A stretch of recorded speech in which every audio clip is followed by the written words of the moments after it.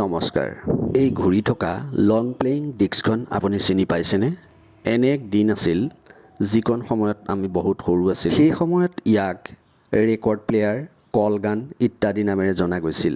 সৰুৰ পৰা ডাঙৰলৈকে ৰেকৰ্ড প্লেয়িঙত এনেধৰণৰ ডিস্ক বজোৱা আমি দেখা পাইছিলোঁ। বিয়া সবাহ, খেল ধেমালি ইত্যাদিত মাইক নতুবা হৰ্ণৰ দ্বাৰা ই বাজিছিল আৰু সততে মাইকমেনজন গোহালি ঘৰতে ৰৈ থকা আমাৰ পৰিলক্ষিত হৈছিল।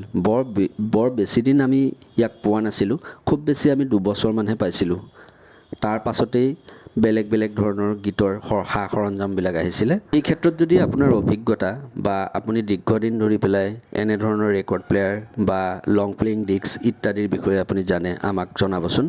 আগত যে ক'লোঁ মাইকমেনজন গোহালি ঘৰত থাকে, সেই গোহালি ঘৰত থকা মাইকমেনজনৰ ওচৰত যিবিলাক লং প্লেয়িং বা শ্বৰ্ট প্লেয়িং ৰেকৰ্ড প্লেয়াৰ আছিলে, সেই ৰেকৰ্ড প্লেয়াৰখিনিত আমি সততে দেখা পাইছিলোঁ এটি কুকুৰৰ ছবি, যিটো কুকুৰৰ ছবিক কাষৰ ফালে লেখা আছিলে HMV, হিজ মাষ্টাৰ্ছ ভইচ।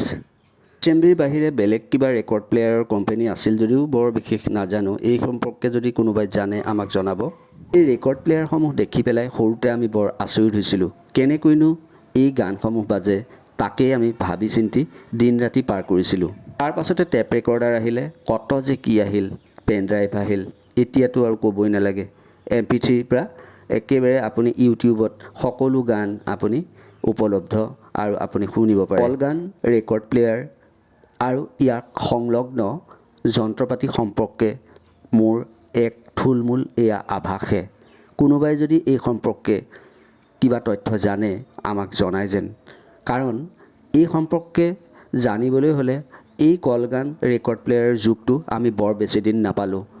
ধন্যবাদ।